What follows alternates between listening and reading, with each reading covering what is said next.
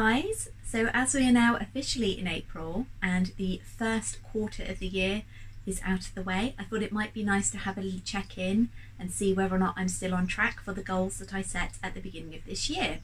If you haven't seen my goal setting video, I'll drop a card above, so definitely go back and have a look at that first. And let's jump in and see how I'm doing. So one of the biggest goals that I set for this year was to try and keep my costs below 50%.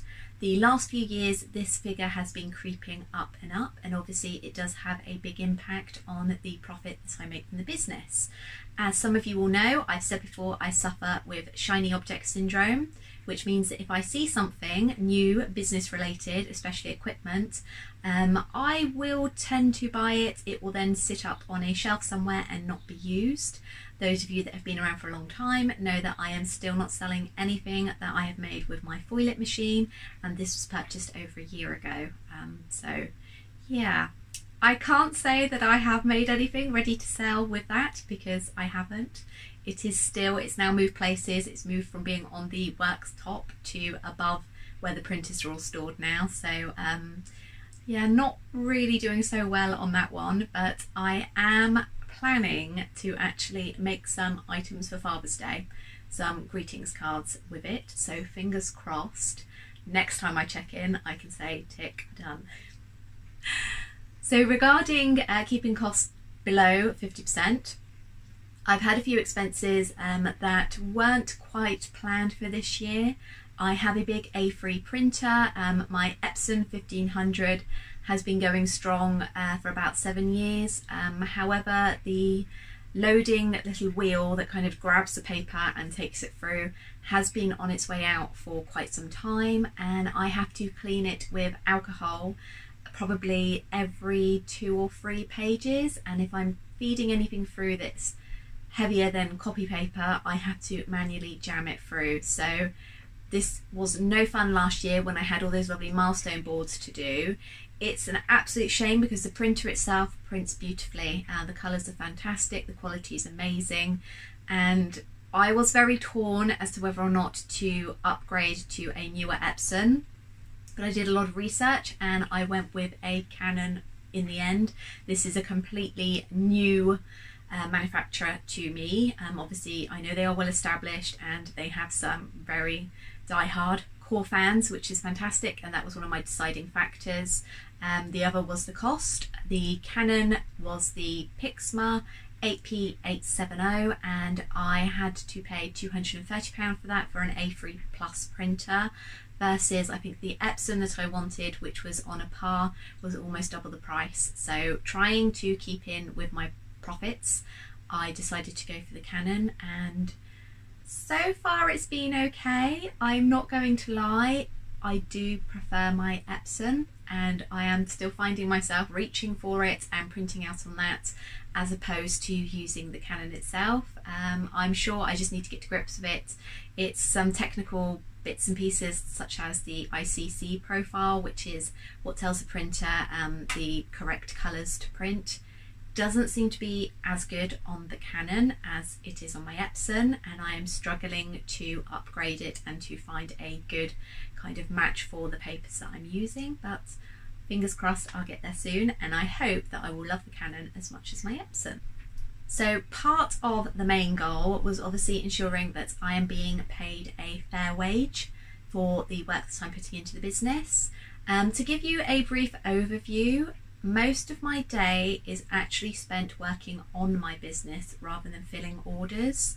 It's probably about 40% of the day filling orders, making them up, and the other 60% is behind the scenes doing admin bits and getting ready for new product launches and boring bits and pieces like tweaking SEO. So obviously when I set my prices, I need to ensure that the hourly rate that I make doesn't just cover the hourly rate for making the items, but obviously all of the work that goes into the business as well. And this is where I've been falling down for the last few years, and it's meant that overall I've been making below minimum wage, which is just not acceptable. I am sure that everybody will agree that people deserve to be paid a fair wage for the work that they do. So I have kept my prices at a rate that ensures that I get a decent living wage, and hopefully by the end of the year it does mean that I will finally be making minimum wage.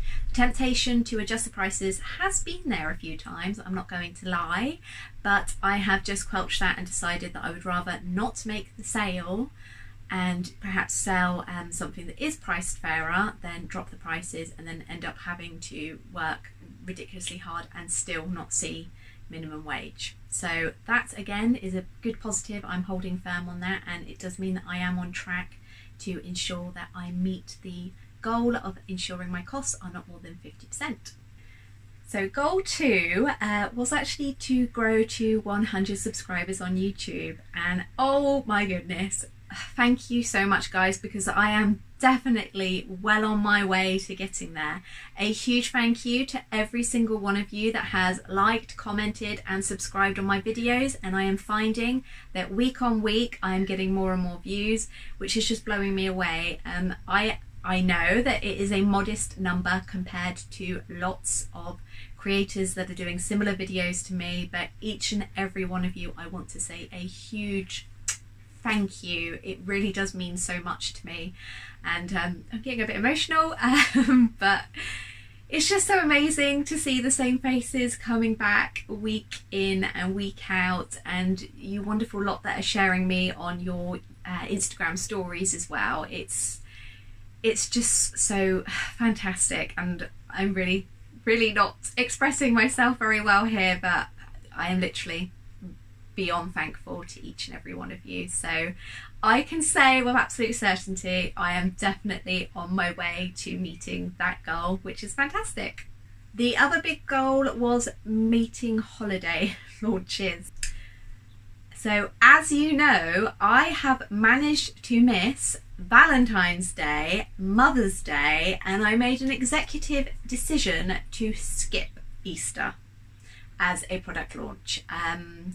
The next big one is obviously Father's Day, and I'm on track. I had gone through my diary and I had upped all of the timings that I was allowing before to obviously plan the items, design the items, make photograph list, and I have times that by about 3, and I think, fingers crossed, I seem to have found the magic number, because it seems to be working.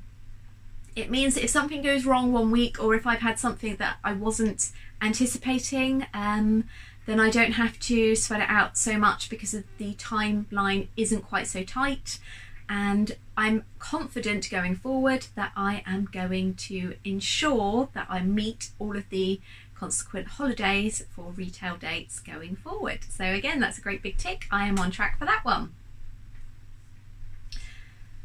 So I may have mentioned social media at the beginning of the year, and it was something I wanted to focus a bit more on. I had quite the wobble towards the end of March, and all of the hard work that I had done on Instagram, sort of posting every day to my grid and stories, I have decided that it's not for me. As some of you will know from my previous videos, it was kind of getting to me a bit that I couldn't seem to improve my reach, and I know a lot of people are complaining about the Instagram algorithm at the moment, so I know I'm not alone, but it is quite soul destroying when you're putting so much time and effort into posting and you're not seeing a return. So mentally for me, that's not good, and I did find that it was kind of creeping into other aspects of the business and then into my personal life as well, and nobody needs that. You know, Instagram's supposed to be fun. It's supposed to be for a way for me to connect with you guys, to show you what's going on behind the scenes. So I've decided to now only post when I genuinely want to. I am not filling in my little daily posting schedules anymore because I just feel it's not needed. My Instagram growth hasn't really grown overall in the last few years. I seem to get to around I think it was 1.4 or 5k, and then it was stagnant. Obviously I would gain followers, but then I would lose some older followers, and it was just kind of peaking around that mark until I had my big purge at the beginning of this year. But I am already seeing exactly the same, that yes, I will lose followers, but then I seem to gain the same amount. So, you know, I'm just happy sharing with you guys what I want and what I think that you guys will feel is interesting, or I hope that you guys will think is interesting. So that's my plan going forward. It's a bit of a deviation from the original goal that I set for 2021, but I'm okay with that. However, in other exciting news, I have finally decided to launch a separate Instagram account that is just for my chibi and kawaii style doodles. So you can now find me under the Illustrated Avocado. Thank you very much to each of you that kind of helped me come up with the name and voted in all of my story polls and came up with suggestions. That was amazing. I did, however, go with the name that resonated most with me. I kind of mentioned it to Mr. Chibi about 5 weeks ago, and yeah, he didn't seem overly keen. He was just kind of like, I don't get it.